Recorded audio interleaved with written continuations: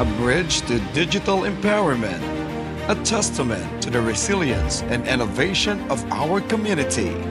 Santo Niño Tech for Ed Center is more than just a facility. The Tech for Ed project, a partnership with DICT, provides essential digital services and resources.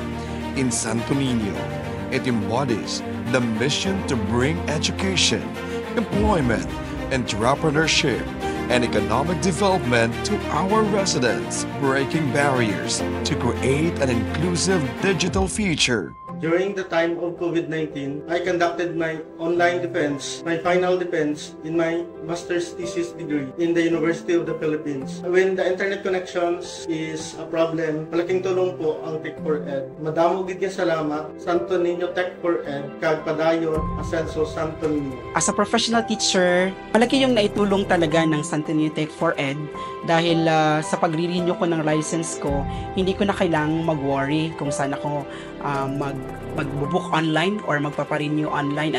Maraming salamat sa Tech for Ed. Naway patuloy kayong magbigay serbisyo para sa mga professional po natin na kailangan niyang inyong tulong para po sa renewal ng kanilang mga licenses. Maraming salamat. Nagkadto ako sa Tech for Ed para magpabulig, para mag-appoint ng akon nga passport. Amo na nga nagdali ang akon nga pag-appoint tungod sa ila. Amo na nga dako gid ang pasalamat ko sa ila.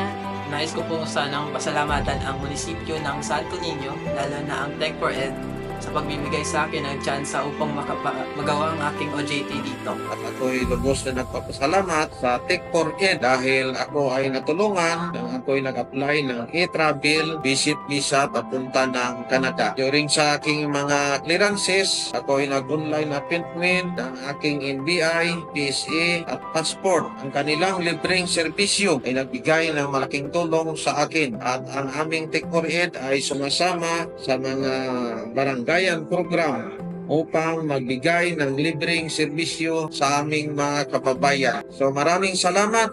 Padayon Asenso Santo Niño Tech for Ed. The Santo Niño Tech for Ed Center, empowering lives, bridging the digital gap, and shaping a resilient community for a digitally inclusive tomorrow.